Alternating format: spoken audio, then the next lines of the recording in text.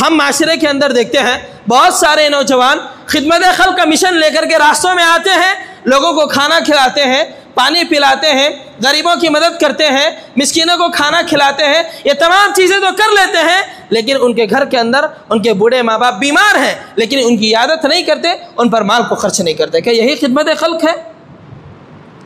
بھائی ایسی خدمت خلق کا کیا فائدہ کہ گھر میں آپ کے والدین بیمار پڑے ہیں، گھر میں والدین کو کوئی پوچھنے والا نہیں ہے، لیکن آپ معاشرے میں آ کر کے لوگوں کی مدد کر رہے ہیں، لوگوں کو کھانا کھلا رہے ہیں، ان کی عیادت کر رہے ہیں۔ تو پہلے والدین آپ کے گھر میں بیٹھے ہیں، پہلے ان کا حق ہے، پہلے آپ ان کی خدمت کیجئے، بعد میں معاشروں والے کے بارے میں تصور کیجئے۔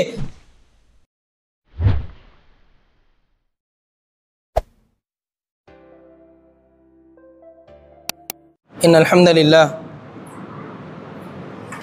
نحمده ونستعینه ونستغفر ونؤمن به ونتوکل علیہ ونعوذ باللہ من شرور انفسنا ومن سیئات اعمالنا من يهده الله فلا مضل له ومن يضلله فلا هادي له اشهد ان لا اله الا الله وحده لا شريك له واشهد ان محمدا عبده ورسوله فاعوذ باللہ من الشیطان الرجیم بسم اللہ الرحمن الرحیم یا ایہا الذین آمنوا اتقوا اللہ حق تقاته ولا تموتن الا وانتم مسلمون یا ایہا الناس اتقوا ربکم الذی خلقکم من نفس واحدہ وخلق منها زوجها وبث منهما رجالا كثيرا ونساء واتقوا الله الذي تساءلون به والارحام ان الله كان عليكم رقيبا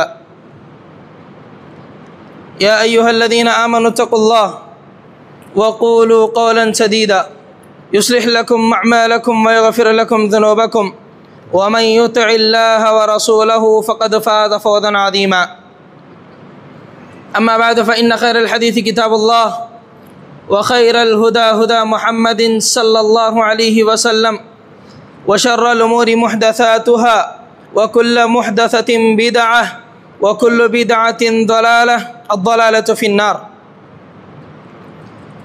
قال الله تبارك وتعالى في القرآن المجيد بسم الله الرحمن الرحيم واعبدوا الله ولا تشركوا به شيئا وبالوالدين إحسانا وبذي القربى واليتامى والمساكين والجار ذي القربى والجار الجنب والصاحب بالجنب وابن السبيل وما ملكت أيمانكم إن الله لا يحب من كان مختالا فخورا عن أنس بن مالك رضي الله تعالى عنه قال قال رسول الله صلى الله عليه وسلم لا يؤمن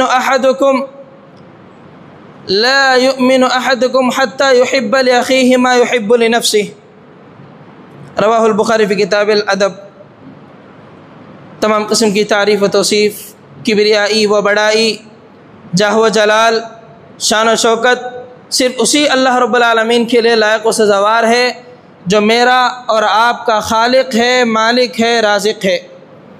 بعدہ درود و سلامتی کا نزول ہو تمام انبیاء اکرام علیہ السلام پر، بالخصوص میرے اور آپ کے آخری نبی تاجدار مدینہ آمینہ کے لال جناب محمد الرسول اللہ صلی اللہ علیہ وسلم پر۔ اللہم صلی وسلم علی نبینا محمد صلی اللہ علیہ وسلم۔ حاضرین جمعہ، اللہ رب العالمین نے مجھے اور آپ کو جو زندگی عطا کیا ہے اس کے دو پہلو ہیں۔ ایک کا تعلق رب العالمین سے ہے اور دوسرے کا تعلق بندوں سے ہے۔ بالفاظ دیگر انہیں خدمت خلق بھی کہا جاتا ہے۔ یہی وجہ ہے آپ قرآن مجید کا اگر مطالعہ کریں تو یہ بات سامنے آتی ہے کہ جہاں اللہ رب العالمین نے اپنے حق کو بیان کیا ہے، فوری طور پر خدمت خلق کرنے کا اللہ رب العالمین نے مجھے اور آپ کو حکم دیا ہے۔ جی دلیل آیت کریمہ، اللہ رب العالمین نے قرآن مجید کے اندر فرمایا وَاعْبُدُوا اللَّهَ وَلَا تُشْرِكُوا بِهِ شَيْئًا وَبِالْوَالِدَيْنِ إِحْسَانًا۔ اللہ نے کہا کہ پہلے اللہ رب العالمین کا حق یہ ہے وَلَا تُشْرِكُوا بِهِ شَيْئًا کہ تم اللہ رب العالمین کے ساتھ کسی کو شریک نہ کرو۔ اچھا، اس آیت کے پہلو میں اللہ رب العالمین نے پہلے اپنے حق کو بیان کیا کہ اللہ کا حق کیا ہے، اس کے ساتھ کسی کو شریک نہ کیا جائے. پھر بعد میں اللہ رب العالمین نے فوراً کہا وَبِالْوَالِدَيْنِ إِحْسَانًا وَبِذِي الْقُرْبَى وَالْيَتَامَى وَالْمَسَاكِينِ وَالْجَارِ ذِي الْقُرْبَى وَالْجَارِ الْجُنُبِ وَالصَّاحِبِ بِالْجَنبِ وَابْنِ السَّبِيلِ. اللہ رب العالمین نے حکم دیا کہ جب تم اللہ رب العالمین کے حق کو ادا کر دو تو اس کے بعد تمہاری ذمہ داری یہ ہے کہ تم والدین کے ساتھ حسن سلوک کرو، غریبوں کے ساتھ حسن سلوک کرو، یتیموں کے ساتھ حسن سلوک کرو، اپنے پڑوسیوں کے ساتھ تم حسن سلوک کرو، اور راستے کے جو مسافر ہوتے ہیں ان کے ساتھ بھی تم حسن سلوک کرو. تو اس سے نقطہ کیا ملا؟ جہاں ایک بندے کے لیے رب العالمین کی عبادت کرنا جتنا ضروری ہے، اتنا ہی اہم اور اتنا ہی ضروری ایک بندے کے لیے خدمت خلق کا کرنا بھی بے حد ضروری ہے. یہی وجہ ہے کہ اگر آپ تاریخ کا مطالعہ کریں گے، نبی صلی اللہ علیہ وسلم کی زندگی کو پڑھیں گے، تو یہ بات آپ کو معلوم ہوگی کہ جہاں آپ صلی اللہ علیہ وسلم اپنے رب کو راضی کرنے کے پیچھے پڑے رہتے تھے، وہیں پر آپ ہمیشہ خدمت خلق کے اندر اپنے وقت کو گزارا کرتے تھے. آپ کی زندگی کا اکثر حصہ خدمت خلق کے اندر گزرا ہے. اچھا، تو چلیے دیکھتے ہیں کہ خدمت خلق کس کو کہتے ہیں. اتنی دیر سے ہم نے سنا کہ خدمت خلق کرنا ہے، خدمت خلق کرنا ہے، تو خدمت خلق کس کو کہتے ہیں؟ عام طور پر اگر ہم آپس میں گفتگو کریں خدمت خلق کے تعلق سے، تو ہمارے ذہنوں میں یہ بات آتی ہے کہ مال کو لے جا کر غربا میں تقسیم کرنا، فقیروں میں تقسیم کر دینا، یہ صرف یہی خدمت خلق ہے. یہ بات یاد رکھو، صرف یہی خدمت خلق نہیں ہے. ہاں البتہ یہ بھی خدمت خلق کا ایک جز ہے، خدمت خلق کا ایک حصہ ہے، ورنہ غریبوں کے ساتھ حسن سلوک کرنا، بھوکے کو کھانے کھلانا، پیاسے کو پانی پلانا، جانوروں کو دانا پانی دینا، اور دوسروں کے غم میں شریک ہونا، دوسروں کو ہنر سکھانا، ایک دوسرے کو اچھے تعلیمات کا دینا، یہ بھی خدمت خلق کے اندر شامل ہے. جی، یہ میں نہیں، یہ قرآن کہتا ہے. عام طور پر ہمارے اندر نیکی کا تصور کیا ہے؟ اگر ہم نمازیں پڑھتے ہیں، روزہ رکھتے ہیں، ذکر و اذکار کرتے ہیں، صدقہ و خیرات کرتے ہیں، تو یہ صرف یہی چیزیں جو ہے نیکی کے کام ہیں. نہیں، اگر کوئی ہمارا بھائی غم میں ہے، اس کے غم میں اگر ہم شریک ہوتے ہیں تو یہ بھی خدمت خلق ہے. اگر کسی غریب کو ہم کھانا کھلا دیتے ہیں تو یہ بھی نیکی ہے اور یہ خدمت خلق ہے. اللہ رب العالمین نے قرآن مجید کے اندر فرمایا لَيْسَ الْبِرَّ أَن تُوَلُّوا وُجُوهَكُمْ قِبَلَ الْمَشْرِقِ وَالْمَغْرِبِ، کہ صرف نیکی یہ نہیں ہے کہ تم اپنے چہروں کو مشرق اور مغرب کی جانب موڑ لو. وَلَكِنَّ الْبِرَّ مَنْ آمَنَ بِاللَّهِ وَالْيَوْمِ الْآخِرِ وَالْمَلَائِكَةِ وَالْكِتَابِ وَالنَّبِيِّينَ. نیکی یہ بھی ہے کہ تم اللہ رب العالمین پر ایمان لے کر کے آؤ، اس کے فرشتوں پر ایمان لے کر کے آؤ، اس کی کتابوں پہ ایمان لے کر کے آؤ، اور اس کے نبیوں پر ایمان لے کر کے آؤ. اور بعد میں اللہ رب العالمین نے فرمایا وَآتَ الْمَالَ عَلَى حُبِّهِ ذَوِي الْقُرْبَى وَالْيَتَامَى وَالْمَسَاكِينَ وَابْنَ السَّبِيلِ وَالسَّائِلِينَ وَفِي الرِّقَابِ. بعد میں اللہ رب العالمین نے فرمایا جو مال جسے تم محبت کرتے ہو، جسے تم پسند کرتے ہو، اسے غریبوں میں تقسیم کرنا، مسکینوں کو کھانا کھلانا، غریبوں کو کھانا کھلانا اور مسافروں کے حقوق کو ادا کرنا، یہ بھی نیکی ہے اور یہ خدمت خلق میں شامل ہے.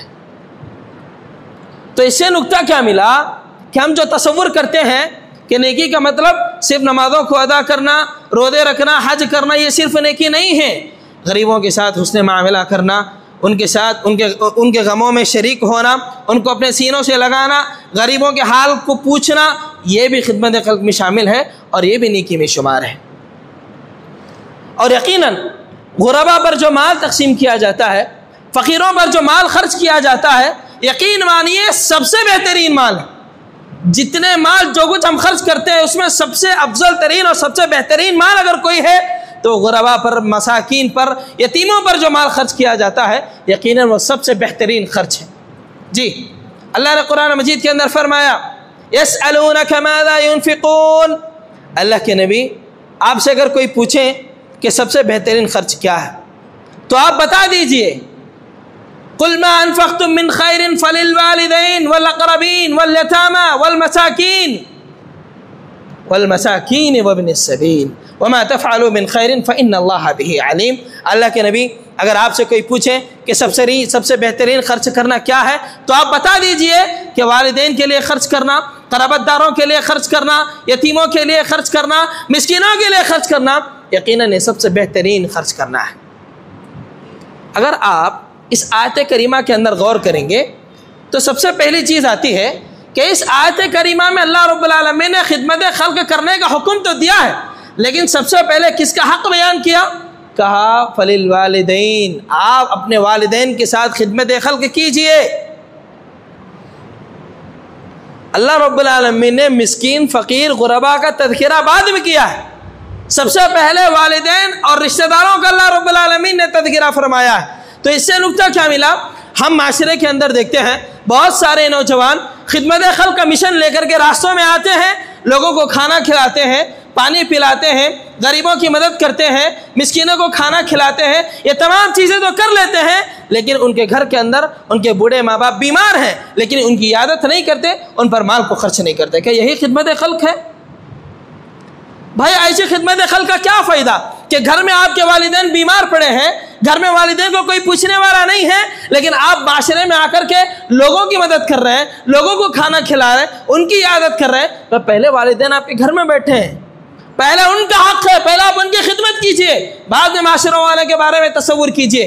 یقیناً عام طور پر دیکھا جاتا ہے معاشرے کے اندر بہت سارے لوگ ہیں، جب عید کے موقع پر یا بسا اوقات جو غریبوں کو کپڑے دلوا دیتے ہیں، انہیں کھانا پینا مہیا کر دیتے ہیں، جب بات غریبوں کے لیے خرچ کرنے کی آئے تو ہزاروں کے روپے خرچ کرنے کے لیے تیار ہیں، لیکن گھر کے اندر اپنے بیوی بچوں کو تنگ دست رکھتے ہیں، اپنے بیوی بچوں پر خرچ نہیں کرتے، انہیں اچھے کپڑے نہیں پہناتے، انہیں اچھی غذا نہیں کھلاتے۔ لیکن جب بات معاشرے میں خرچ کرنے کی آتی ہے، کسی غریب کو کھلانے کی بات آتی ہے تو ہزاروں کے روپے اپنے جیب سے نکال کر کے اللہ رب العالمین کی راہ میں دے دیتے۔ ایسی خدمت خلق کا کیا فائدہ؟ اللہ نے حق بتایا، اللہ نے سٹیجز بتائے کہ خدمت خلق کرنے کے بھی کچھ اصول ہیں۔ پہلے کس کے لیے آپ کریں؟ قل ما انفقتم من خیر فللوالدین، آپ اپنے والدین کے لیے پہلے خرچ کرو۔ والاقربین، آپ کے جو قرابت دار ہیں، جو آپ کے رشتہ دار ہیں، پہلے آپ اپنی رشتہ داری میں دیکھو کہ ہمارے رشتہ داری میں کون غریب ہے، کون مسکین ہے، کون یتیم ہے، کون بیوہ ہے، پہلے آپ ان کے لیے سہارا بنو، معاشرے والوں کے لیے بعد میں بننا۔ اور آگے اللہ رب العالمین نے فرمایا وَمَا تَفْعَلُوا مِنْ خَيْرٍ فَإِنَّ اللَّهَ بِهِ عَلِيمٌ، اور جو کچھ تم نیک کام کرتے ہو اللہ رب العالمین اس کو جاننے والا ہے۔ اس آیت کریمہ کے اندر غور کرنے والی بات یہ ہے، اللہ نے خدمت خلق کا حکم دینے کے بعد کہا کہ جو کچھ تم کرتے ہو اسے میں جاننے والا ہوں۔ اللہ نے یہ کیوں کہا؟ اس کی وجہ یہ ہے کہ جو تم خدمت خلق معاشرے کے اندر آ کر کے کر رہے ہو، وہ کس نیت کے ساتھ تم کر رہے ہو وہ اللہ رب العالمین جاننے والا ہے۔ یہاں تمہارے بزرگ والدین بیمار ہیں، تمہارے رشتہ دار بھوکے ہیں، تمہارے رشتہ داروں میں یتیم بچے موجود ہیں، تمہارے رشتہ داروں میں بیوہ موجود ہیں، آپ ان کا خیال کیے بغیر معاشرہ والوں کی خدمت کرنے کے لیے چل پڑے۔ کس لیے؟ لوگوں میں واہوائی چاہنے کے لیے، لوگوں میں شہرت حاصل کرنے کے لیے۔ ایسی خدمت خلق کا کوئی فائدہ نہیں۔ اللہ جانتا ہے کہ کس نیت کے ساتھ تم خدمت خلق کر رہے ہو۔ اور عام طور پر جب بندہ کوئی نیکی کرنے کے لیے نکلتا ہے، اگر پیسہ اللہ رب العالمین کے راہ میں دینے کے لیے نکلتا ہے تو وہ یہ تصور کرتا ہے کہ میں کیا فائدہ کہ اگر چھپا کر کے دوں تو میری نیکی کسی کو نظر نہیں آئے گی، میں جو نیک کام کر رہا ہوں کسی کو نظر نہیں آئے گا۔ یہ بات یاد رکھو، اللہ نے وہی فرمایا وَمَا تَفْعَلُوا مِنْ خَيْرٍ فَإِنَّ اللَّهَ بِهِ عَلِيمٌ۔ چاہے آپ گفاہوں میں جا کر کے وہاں غریبوں کی تم مدد کرو، یقیناً اللہ رب العالمین جاننے والا ہے۔ یقیناً معاشرے کے اندر بہت سارے ایسے لوگ موجود ہیں جو مانگنے سے ڈرتے ہیں، جو مانگنے سے شرم محسوس کرتے ہیں۔ ایسے مسکین کے گھر کو جانا، بیٹھنا، ان کے حال کو پوچھنا اور ان کی غریبی کو دور کرنا، ان کے لیے رزق مہیا کرنا، یہ حقیقی طور پر خدمت خلق ہے۔ ورنہ معاشرے کے اندر کئی ایسے لوگ ہیں اپنا نام بنانے کے لیے، شہرت چاہنے کے لیے، واہوائی کے لیے ہزاروں کے روپے خرچ کرتے ہیں۔ ایسا مال نہ ان کو خود کو فائدہ پہنچاتا ہے اور نہ ہی اللہ رب العالمین کے یہاں ایسی خدمت قابل قبول ہو سکتی ہے۔ اب دیکھو صحابہ کرام رضوان اللہ علیہم اجمعین کیسے چھپ چھپ کر کے کام کیا کرتے تھے کہ اس دور کے اندر زمانے جاہلیت میں صحابہ کرام رضوان اللہ علیہم اجمعین کے دور میں ایک نابینا عورت تھی، جس کو آنکھ نہیں دکھائی دیتی تھی۔ عمر رضی اللہ عنہ نے سوچا کہ چلو میں اس نابینا عورت کی خدمت کر لیتا ہوں۔ تو عمر رضی اللہ عنہ کو پتہ چلا کہ پہلے سے اس عورت کی کوئی اور خدمت کر رہا ہے۔ عمر رضی اللہ عنہ پریشان ہو گئے کہ بھائی آخر وہ کون آدمی ہے کہ جسے جو معلوم ہوئے بغیر اس نابینا عورت کی خدمت کر رہا ہے۔ بڑی مشکل کے بعد، بڑی پریشانیوں کے بعد عمر رضی اللہ عنہ کو معلوم ہوا کہ وہ خدمت کرنے والا شخص ابو بکر صدیق رضی اللہ عنہ۔ حالانکہ صحابہ کرام ایک دوسرے سے ڈیلی ان کی ملاقات ہوا کرتی تھی، ڈیلی وہ میٹ ہوا کرتے تھے، ایک مجلس میں اٹھا بیٹھا کرتے تھے، آپس میں ایک دوسرے کے ساتھ رہا کرتے تھے، لیکن باوجود اس کے ایک دوسرے کو معلوم نہیں ہوتا تھا کہ کون کس کی خدمت کر رہا ہے۔ یہ چھپ کر صحابہ کرام رضوان اللہ علیہم اجمعین غربا کی، یتیموں کی، مسکین کی وہ لوگ ایسے مدد کیا کرتے تھے۔ ایک اور واقعہ میں آپ کو بتاتا ہوں کہ ان کے اندر کیسا اخلاص تھا، کہ صحابہ اکرام کیسے خدمت خلق کو کیا کرتے تھے۔ عمر رضی اللہ عنہ کے دور خلافت میں آپ رات میں نکل پڑے گشت کرنے کے لیے۔ آپ باہر نکلے کہ لوگوں کا حال معلوم کر سکے کہ لوگوں کے درمیان کیا معاملات چل رہے ہیں، کون غریب ہے کون فقیر ہے، معاملات کو آپ دریافت کرنے کے لیے، گشت کرنے کے لیے آپ رات میں نکلے۔ راستے میں چل رہے تھے، ایک جگہ سے بچوں کی رونے کی آواز آئی۔ آپ وہاں پر رک گئے اور گھر کے اندر داخل ہو کر کے دیکھا کہ ایک عورت بیٹھی ہوئی ہے، ایک عورت وہاں پر ہے اور اس کے پاس بچے بیٹھ کر کے زار و قطار رو رہے ہیں۔ عمر رضی اللہ عنہ نے پوچھا کیا ماجرا ہے کہ بچے کیوں رو رہے ہیں؟ تو اس عورت نے کہا کہ یہ میرے بچے ہیں جو بھوک کی وجہ سے رو رہے ہیں، اور ان کو میں تسلی دینے کے لیے ایک خالی برتن میں پانی لے کر میں آگ پہ چڑھائی ہوئی ہوں، اور وہ پانی کھول رہا ہے۔ میں اس لیے یہ کام کی کہ جس کی وجہ سے اس آواز کو سن کر کے میرے بچے خاموش ہو جائیں کہ برتن کے اندر کچھ پک رہا ہے اور پکنے کے بعد ہم کھا لیں گے۔ میں اپنے بچوں کو تسلی دینے کے لیے میں اس برتن کو آگ پر چڑھائی ہوں تاکہ بچے دیکھیں اور اپنے آپ کو تسلی دیں کہ پکنے کے بعد وہ لوگ کھانا کھائیں گے۔ جیسے عمر رضی اللہ عنہ کو معلوم ہوا کہ فوراً عمر رضی اللہ عنہ وہاں سے نکل پڑے، اپنے گھر کو آئے اور وہاں سے آٹے کا بورا اٹھایا، گھی اور گوشت کو لے کر کے راستے میں نکل پڑے۔ اب عمر رضی اللہ عنہ کے خادم نے دیکھا اور کہا کہ آقا یہ کیا بات ہے کہ آپ بوجھ اٹھا کر کے جا رہے ہو؟ آپ امیر المؤمنین ہیں، آپ کو یہ زیب نہیں دیتا، یہ بوجھ میں اٹھا لیتا ہوں۔ تو عمر رضی اللہ عنہ کہتے ہیں اچھا میرا بوجھ تم اٹھاؤ گے؟ جب کل قیامت کے دن اللہ رب العالمین میرا حساب لے گا تو کیا تب بھی تم میرا بوجھ اٹھاؤ گے؟ تب تو میرا بوجھ مجھے اٹھانا پڑے گا، تو لہذا اب بھی مجھے میرا بوجھ اٹھانے دو۔ دیکھو یہ صحابہ کرام رضوان اللہ علیہم اجمعین کیسے خدمت خلق کیا کرتے تھے، ایسے خدمتیں کیا کرتے تھے کہ ایک دوسرے کو معلوم تک نہیں ہوتا تھا کہ وہ کیسے خدمتیں کر رہے ہیں۔ یقیناً اگر معاشرے میں غور کریں، امت مسلمہ خدمت خلق کو مکمل طور پر چھوڑ چکی ہے۔ خدمت خلق کا تصور آج ہماری امت کے اندر سے ختم ہو چکا ہے، کوئی تصور ہی باقی نہیں رہا۔ کئی بار آپ ایسے دیکھ رہے ہیں کہ چند نوجوان جا کر کے معاشرے کے اندر کون غریب ہیں کون فقیر ہیں معلوم کر کے انہیں رزق پہنچانے کی کوششیں کر رہے ہیں۔ کیا معاشرے میں ایسا ہو رہا ہے؟ صحابہ کرام رضوان اللہ علیہم اجمعین اپنی زندگیوں کے اندر مجھے اور آپ کو کئی سارے مثالیں پیش کی اور کئی سارے ایسے واقعات کو چھوڑا اور یہ مثالیں بیان کی کہ اگر خدمت خلق کرنا ہے تو خدمت خلق ایسے کرو۔ انہوں نے مثالیں پیش کی، بتاؤ میں کیا کر رہا ہوں اور آپ کیا کر رہے ہیں۔ آج ہمیں غور کرنے کی ضرورت ہے، ہم کیا کر رہے ہیں؟ کیا واقعی امت مسلمہ میں امتی ہونے کا حق ہم لوگ ادا کر رہے ہیں؟ ہمارے معاشرے میں کتنے ایسے غریب ہیں، کتنے ایسے مسکین ہیں، ہمارے پڑوسی کے اندر کتنے ایسے لوگ ہیں جو بھوکے سوتے ہیں، کتنے ایسے بیوہ ہیں جو بے سہارا ہیں، ان کا کوئی سہارا نہیں۔ کیا ایسے لوگوں کو ہم سہارا دے رہے ہیں؟ کیا ہم ایسے غریبوں کو کھلا رہے ہیں؟ کیا ہم ایسے مسکینوں کا ساتھ دے رہے ہیں؟ آپ دیکھو دنیا کے اندر خدمت خلق کے اندر کوئی قوم آگے ہے تو وہ کرسچنس ہیں۔ ایک وقت ایسا تھا کہ خدمت خلق کرنا ایک مومن کی شان تھی، اس کی شوکت تھی، اس کی عزت ہوا کرتی تھی، لیکن آج उम्मत मुस्लिमा खिदमत खल्क को मुकम्मल तौर पर भुला चुकी है। वो यूँ समझती है कि खिदमत खल्क करना वो दूसरों की जिम्मेदारी है, ये मेरी जिम्मेदारी नहीं। बाकी आखिर कब तक ऐसे चलेगा?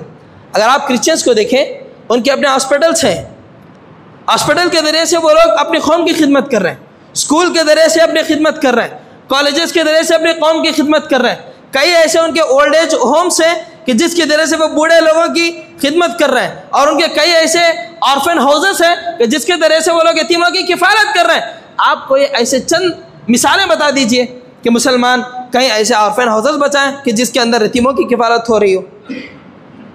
आप कोई ऐसे कॉलेजेस बचा दो कि जिसके अंदर यतीम और गरीब बच्चों को मुसलमान तालीम दिलवा रहे हैं। या फिर आप कोई ऐसा जरिया बता दो कि जिसके ज़रिए से माशरे के अंदर बेवाओं का सहारा बना दिया जा रहा हो। ये उम्मत मुस्लिमा की खुसूसियत है कि उम्मत मुस्लिमा खिदमत खल्क को किया करती थी, लेकिन आज हमने अपनी शान को खो दिया, हमने आज अपनी खुसूसियत को खो दिया। ये बात याद रखो, हम जो काम करते हैं उसके पीछे हम फ़ायदा देखते हैं कि भाई ये काम मैं कर रहा हूँ, इसके पीछे मेरा क्या फ़ायदा? अच्छा, गरीबों को खिलाना, गरीबों को पिलाना, उनकी मदद करना मैं तो करूँगा, लेकिन इसमें मेरा क्या फ़ायदा? मैं काम करूँगा तो मेरा फ़ायदा क्या है? उसका फ़ायदा नबी सल्लल्लाहु अलैहि वसल्लम एक हदीस के अंदर बताते हैं। हदीस इस तरह से है, अन अबी हुरैरा रज़ियल्लाहु तआला अन्हु क़ाल क़ाल रसूलुल्लाह सल्लल्लाहु अलैहि वसल्लम वल्लाहु फ़ी औनि अल-अब्द मा कान अल-अब्दु फ़ी औनि अख़ीह, रवाहु अबू दाऊद फ़ी किताब अल-अदब। इमाम अबू दाऊद रहमतुल्लाहि अलैहि इस हदीस को किताब अल-अदब के अंदर लाते हैं। रावी हदीस अबू हुरैरा है, कहते हैं कि अल्लाह रब्बुल आलमीन उस बंदे की मदद में लगा रहता है कि जब तक कि वो बंदा अपने दूसरे भाई की मदद में लगा रहता है। और ये लंबी रिवायत है कि जिसके अंदर नबी सल्लल्लाहु अलैहि वसल्लम ने फरमाया कि अगर दुनिया के अंदर तुम किसी की मदद करोगे तो अल्लाह रब्बुल आलमीन तुम्हारी दुनिया में और आखिरत में तुम्हारी मदद फरमाएगा। अगर दुनिया के अंदर तुम किसी के ऐबों पर पर्दा डालोगे तो अल्लाह रब्बुल आलमीन दुनिया और आखिरत के अंदर तुम्हारे ऐबों पर पर्दा डालेगा। अगर दुनिया के अंदर तुम किसी के राज को छुपाओगे तो अल्लाह रब्बुल आलमीन दुनिया और आखिरत के अंदर तुम्हारे राजों को छुपाएगा। तुम मदद करने के बाद तुम उनसे बदला ना चाहो, मदद करने के बाद तुम उनसे फ़ायदा ना पूछो, अल्लाह रब्बुल आलमीन उसका बदला देने वाला है। अगर तुम चाहते हो कि अल्लाह रब्बुल आलमीन तुम्हारी मदद करे, तुम चाहते हो कि अल्लाह रब्बुल आलमीन की नुसरत तुम्हें हासिल हो, तो तुम्हें चाहिए कि तुम अपने भाइयों की तुम मदद करो। अल्लाह ने, नबी सल्लल्लाहु अलैहि वसल्लम ने कहा कि तुम चाहते हो कि अल्लाह रब्बुल आलमीन तुम्हारी मदद करे, तो तुम पर ज़रूर है कि तुम अपने भाई की मदद करो।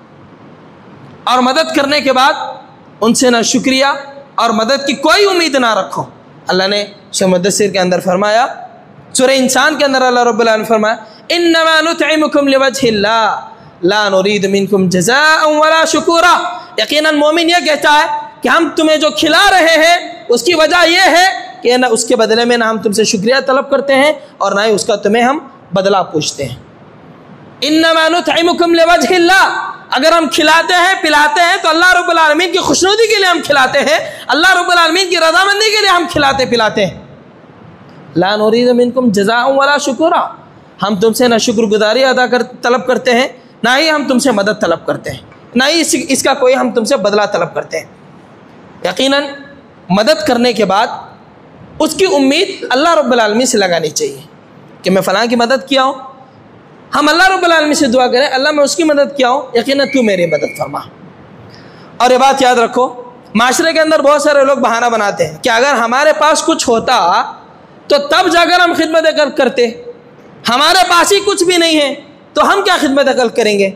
अच्छा, तो चलो सूरह बलद की वो आयतें पढ़ लेते हैं जिसके अंदर अल्लाह रब्बुल आलमीन ने क्या फरमाया। अल्लाह ने सूरह बलद के अंदर फरमाया, फ़क्कु रक़बा औ इत्आमुन फ़ी यौमिन ज़ी मस्ग़बा यतीमन ज़ा मक़रबा, यतीमन ज़ा मक़रबा। इन आयतों के अंदर अल्लाह रब्बुल आलमीन ने मिस्किनों को खाना खिलाने, मिस्किनों को खिलाने पिलाने के अल्लाह रब्बुल आलमीन ने हुक्म दिया है। अगर आप गौर करेंगे तो ये जो सूरत नाजिल हुई है वो मक्की सूरत है। ये सूरत कौन सी है? मक्की सूरत है। नबी सल्लल्लाहु अलैहि वसल्लम की मक्की ज़िंदगी के अंदर इस सूरत को नाजिल कर दिया गया है। इससे नुक्ता ये मिला कि वो दौर था कि जिसके अंदर मुसलमान खुद भूखे थे, उनके पास खाने के लिए खाना नहीं था, मुसलमान प्यासे थे, उनके लिए पीने के लिए पानी नहीं था। مسلمان بے گھر تھے، ان کو رہنے کے لیے گھر نہیں تھے، وہ خود در در کے ٹھوکریں کھا رہے تھے، لیکن باوجود اس کے اللہ رب العالمین نے انہیں کیا حکم دے رہا ہے؟ اللہ نے کیا حکم دیا؟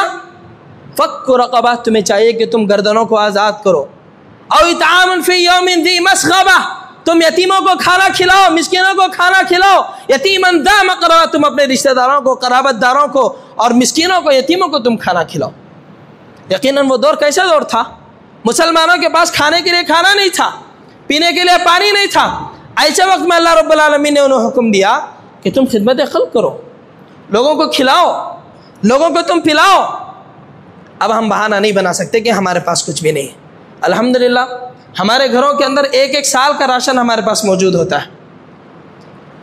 بعض حضرات ہمارے معاشرے کے اندر ایسے بھی ہیں کہ جن کے پاس الحمدللہ 5 اور 10 سال کا رزق، اناج، غلہ ان کے گھروں کے اندر موجود ہے، لیکن پھر بھی بہانہ بناتے ہیں کہ ہمارے پاس کیا ہے خدمت خلق کرنے کے لیے۔ اللہ رب العالمین صحابہ سے طلب کر رہا ہے کہ تمہارے پاس کچھ بھی نہ ہونے کے باوجود تمہارے اوپر واجب ہے کہ تم خدمت خلق کرو۔ ہمارے پاس اتنا سارا چیز، ہمارے پاس اتنے سارے سہولتیں ہونے کے باوجود اگر ہم خدمت خلق نہیں کریں گے تو اللہ رب العالمین کے یہاں پکڑے جائیں گے۔ خدمت خلق کا مسئلہ بڑا سنگین ہے۔ ایسا نہیں کہ اگر ہم خدمت خلق کریں گے تو فائدہ ہوگا، اگر خدمت خلق نہیں کریں گے تو ہمارے لیے کوئی وعید نہیں۔ اللہ رب العالمین باقاعدہ مجھے اور آپ کو سوال کرے گا کل قیامت کے دن۔ بخاری کی روایت ہے، ابو ہریرہ رضی اللہ عنہ راوی حدیث ہے، کہتے ہیں کہ کل قیامت کے دن اللہ رب العالمین بندوں سے سوال کرے گا کہ میں بیمار تھا، تو نے میری عیادت نہیں کی۔ بندہ کہے گا اللہ تو رب العالمین ہے، تو تمام جہانوں کا رب ہے، میں تیری کیسے عیادت کر سکتا ہوں؟ تو اللہ کہے گا کہ فلاں بندہ بیمار تھا، کیا تو نے اس کی عیادت کی؟ اللہ پوچھے گا کہ فلاں میں جب تک تو دنیا کے اندر تھا میں بھوکا تھا، تو نے مجھے نہیں کھلایا۔ بندہ کہے گا اللہ تو رب العالمین ہے، تو دوسروں کو رزق دیتا ہے، تو سب کو کھلاتا ہے، میں تجھے کیسے کھلا سکتا ہوں؟ تو اللہ رب العالمین کہے گا کہ فلاں بندہ بھوکا تھا، کہ تو نے اس کو کھانا کھلایا؟ اور اللہ رب العالمین پوچھے گا میں پیاسا تھا، تو نے مجھے پانی نہیں پلایا؟ وہ کہے گا اللہ تو رب ہے، پوری دنیا کو پانی تو عطا کرنے والا ہے، میں تجھے کیا پانی پلا سکتا ہوں؟ تو اللہ رب العالمین کہے گا کہ فلاں بندہ پیاسا تھا، کہ تو نے اس کو پانی پلایا؟ اگر اس کو پانی پلاتا تو وہاں پر تو اجر مجھ سے مانگ لیتا۔ اللہ رب العالمین باقاعدہ ہم سے سوال کرے گا۔ یقیناً آج امت مسلمہ یہ خدمت خلق کو چھوڑ دی ہے کہ جس کی وجہ سے امت مسلمہ آج معاشرے کے اندر ذلیل و خوار ہے۔ آپ دیکھو خدمت خلق کے اندر سب سے بیسک اور بنیادی چیز آتی ہے کہ دعوت و تبلیغ اور امر بالمعروف و نہی عن المنکر کا کام کرنا۔ معاشرے کے اندر ضروری نہیں کہ صرف مسلمان ہی ہمارے محلے کے اندر موجود ہوں، ہمارے دوستوں میں، ہمارے محلے میں غیر مسلمین ہمارے ساتھ زندگی گزر بسر کرتے ہیں، تو وہاں پر ہمارے خدمت خلق کا پہلو یہ ہونا چاہیے کہ ہمارے غیر مسلم بھائیوں کو ہم دین اسلام کے بارے میں سمجھائیں، یہ بھی خدمت خلق کے اندر شامل ہے۔ ہم ان کو سمجھائیں، دین اسلام کی تعلیمات کو بتائیں کہ دین اسلام کیا تعلیمات کو پیش کرتا ہے، دین اسلام کیسے کیسی تعلیمات کو پیش کرتا ہے، اور انہیں بتائیں کہ جس کی تم عبادت کر رہے ہو وہ تمہارے خالق حقیقی نہیں ہے، تمہارا رب وہ ہے کہ جس نے تمہیں پیدا فرمایا ہے اور تمہارے آب و اجداد کو پیدا فرمایا ہے۔ اللہ نے قرآن مجید کے اندر فرمایا یا ایھا الناس اعبدوا ربکم الذی خلقکم والذین من قبلکم، خالق وہ ہے جو تمہیں پیدا کیا ہے اور تم سے پہلے جو تمہارے آب و اجداد ہیں ان کو بھی پیدا کرنے والا وہ رب ہے، اس کی تم عبادت کرو۔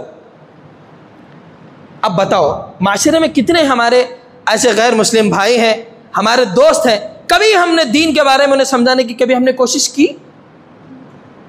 کیا کبھی ہم نے انہیں دینی تعلیمات سمجھانے کی اور دینی تعلیمات کے بارے میں بتانے کی کبھی ہم نے کوشش کی؟ کبھی بھی ہم نے کوشش نہیں کی۔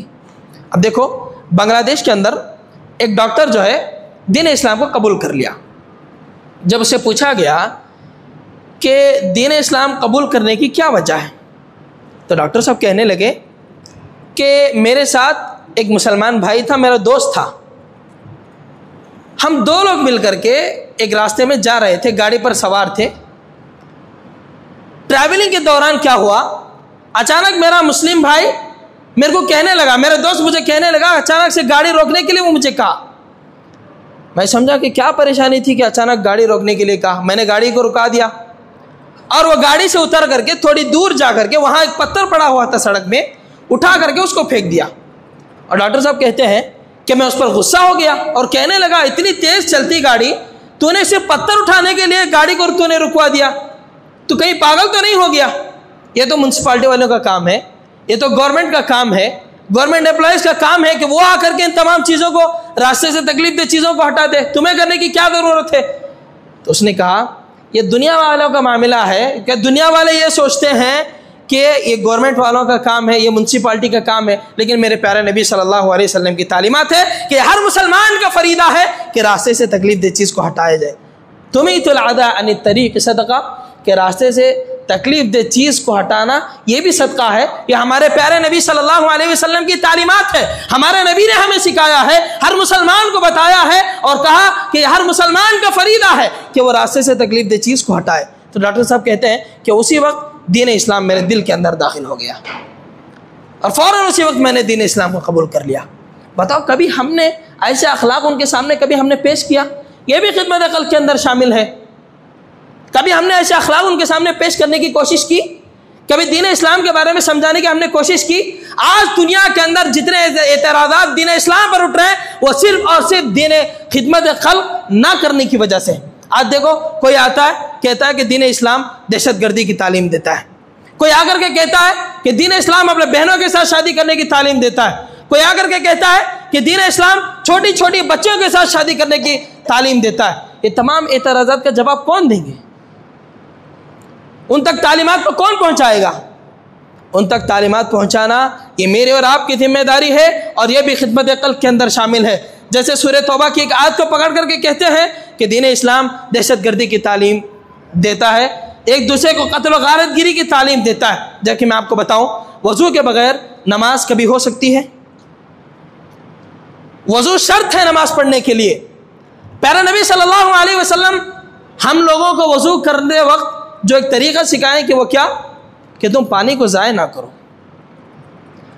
وضو کے بغیر ہماری نماز قابل قبول ہی نہیں ہے, تو سمجھو وضو کتنا ضروری ہے. ایسی ضروری چیز کے لیے بھی پیارے نبی صلی اللہ علیہ وسلم کیا کہتے ہیں کہ تم پانی کو ضائع نہ کرو. اب مجھے یہ بتاؤ, کیا ایک ایسا اسلام, کیا ایک ایسا مذہب جو پانی بہانے پر روک لگا دیتا ہے, جو پانی زیادہ بہانے کی اجازت نہیں دیتا, وہ ایسا دین اسلام ایک دوسرے کے خون بہانے کی اجازت کیسے دے سکتا ہے؟